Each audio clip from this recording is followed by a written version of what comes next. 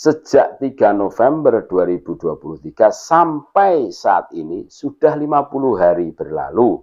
12 pertanyaan penulis kepada RA tidak bisa dijawab.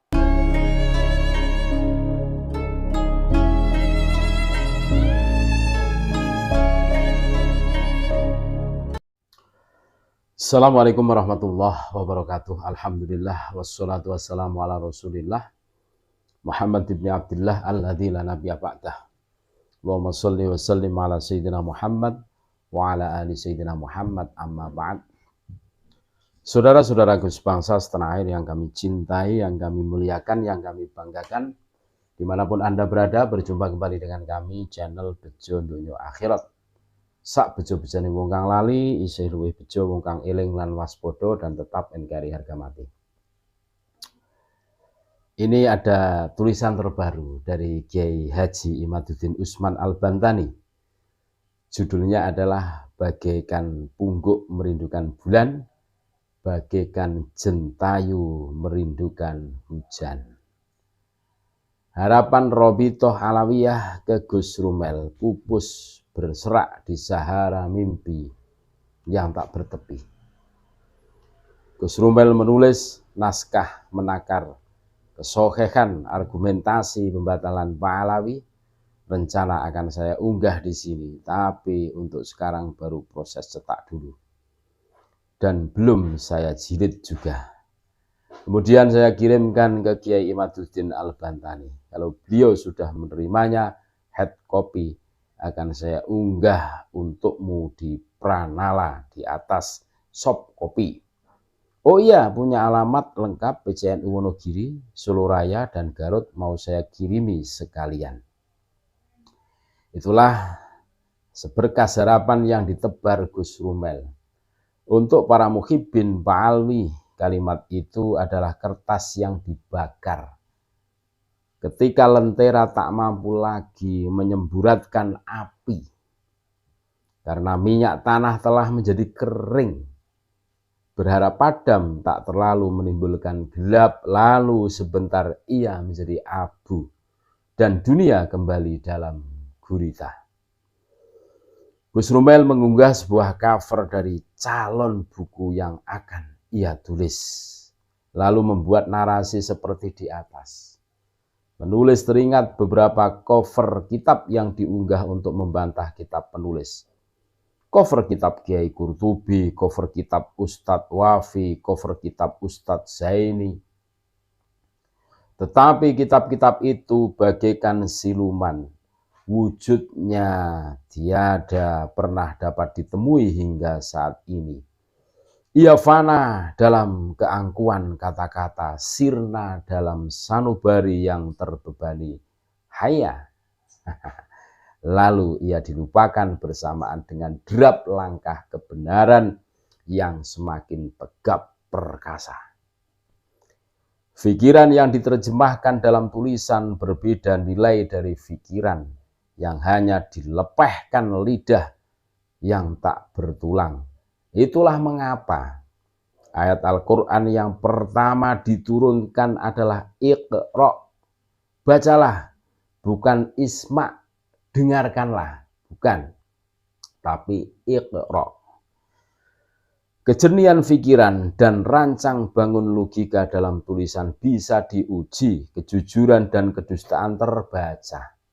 Apalagi jika ia berbahasa Arab.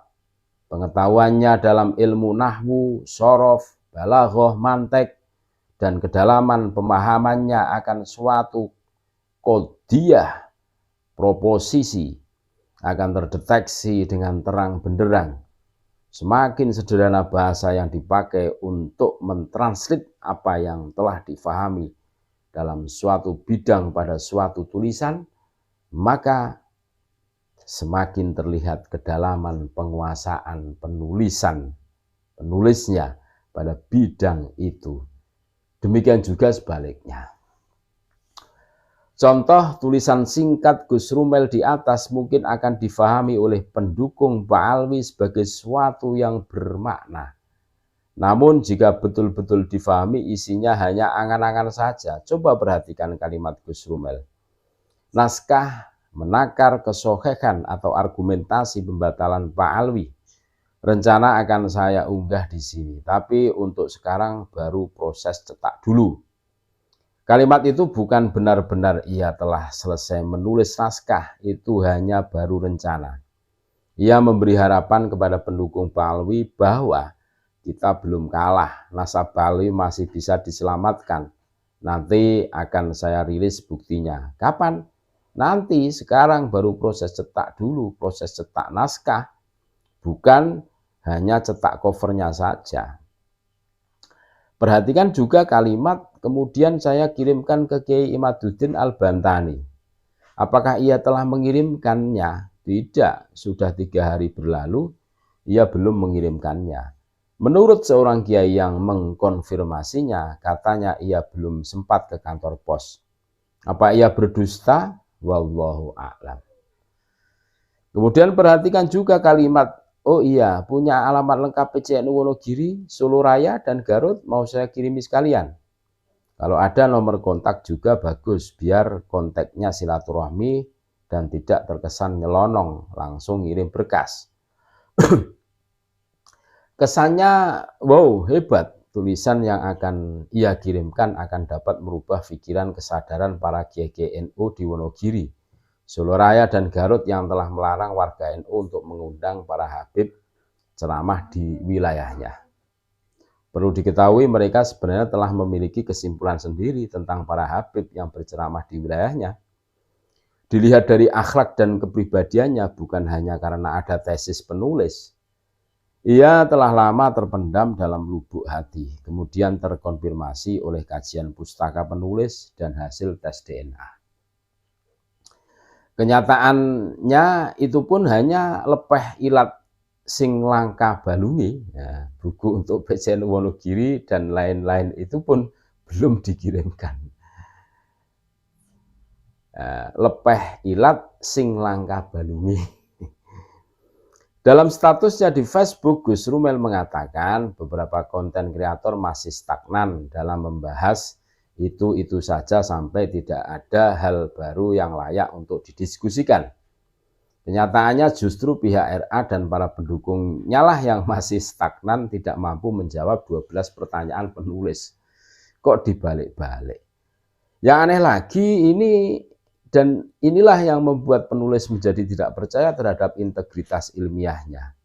Yaitu ketika Gus Rumel mengatakan ada pula naskah Al-Iqlil yang diolah mereka dengan pemahaman sedikit melenceng bahwa Banu Alawi yang direportasi di dalamnya adalah Banu Alawi yang asli di Yaman, bukan Banu Alawi yang menurunkan habaib di seluruh dunia. Andaikan mereka mau mengkonfrontasinya dengan naskah lain dari sejarawan yang berbeda dan edisi naskah yang beragam, pasti akan mendapat bahwa yang benar di sana ialah Banu Ulwi Ibnu Alyan, bukan Banu Alawi Ibnu Ayan. Ada saknas di sana.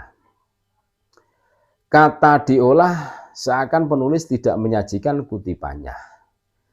Siapapun bisa mempelajari kutipan penulis dari Al-Iqlil tersebut karena penulis cantumkan kutipannya. Dan penulis cantumkan pula halamannya, semua orang bisa menelitinya juga.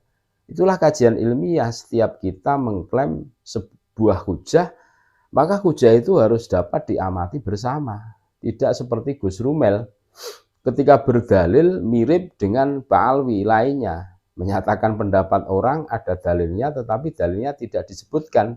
Dari mana, terus kitabnya apa, juz berapa, halaman berapa. Seperti kutipan penulis di atas, Gus Rumel menyatakan bahwa kalimat Banu Alawi yang ada dalam kitab Al-Iqlil itu yang benar adalah Banu Ulwi, bukan Banu Alawi.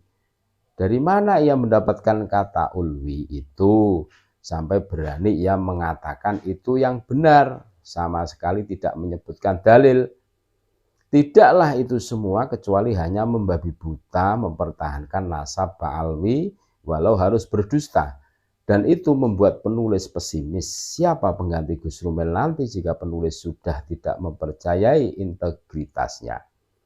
Karena penulis agak malas menanggapi narasi pembela Pak Alwi yang penulis kira tidak membantu Pak Alwi, seperti narasi pembela Pak Alwi yang hanya menyadarkan hujah dengan taklid buta. Kedustaan kedua Gus Rumel yang membuat penulis menjadi pesimis adalah tentang Al-Maqrizi yang wafat 845 Hijriah. Katanya ia menyebut Pak Alwi sebagai Ashraf Hadromaut, tetapi ia tidak menyebut di dalam kitab apa, halaman berapa, manuskrip apa, kutipannya mana. Cara berhujah itu begini, Gus Rumel, penulis sampaikan Al-Maqrizi, seorang sejarawan asal Mesir abad ke-9, ia tidak menyebut Pak Alwi sebagai keturunan Nabi Muhammad SAW. Ia menyebut Pak Alwi hanya sebagai keturunan Arab dari Hadromaut. Ini menunjukkan bahwa Pak Alwi memang bukan keturunan Nabi Muhammad SAW. Silahkan perhatikan tulisan Al-Maqrizi di bawah ini. Qala Abu Buraid wa akhbaroni al-faqihul mu'taqad Ibrahim bin Syekh Abdurrahman Muhammad Alawi min qabilatin yuqalu laha Aba Alawi min Arabi Hadromaut. Abu Buraid berkata, dan telah mengkabarkan kepadaku al-faqih al-mu'taqad Ibrahim bin Syekh Abdurrahman bin Muhammad al-Alawi dari kabilah yang disebut Aba Alwi, berasal dari Arab Hadromaut.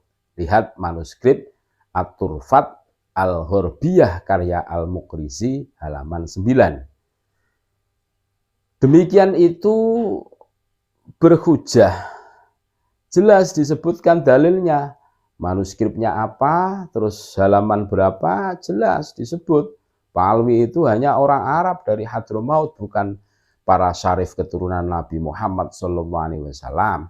Dan nama Abdurrahman atau kakek Ali Asyakron hanya disebut sebagai seorang syekh, bukan syarif atau sayyid, sebagai penanda ia keturunan Nabi Muhammad SAW. Terakhir, sejak 3 November 2023 sampai saat ini sudah 50 hari berlalu. 12 pertanyaan penulis kepada RA tidak bisa dijawab. 4 November 2023 penulis kirimkan pula pertanyaan yang sama kepada Gus Rumel, pun tidak bisa dijawab sampai sekarang. Lalu apa yang hendak Muhyiddin katakan tentang nasab Pak Alwi itu? Sangat berdosa orang yang mengetahui ada penyusup dalam nasab Nabi Muhammad SAW, lalu ia membelanya. Apa yang akan ia jawab ketika bertemu baginda Nabi Muhammad SAW di tepi Telaga Kausar? Wallahu a'lam. Terima kasih, tetap NKRI harga mati. Assalamualaikum warahmatullahi wabarakatuh.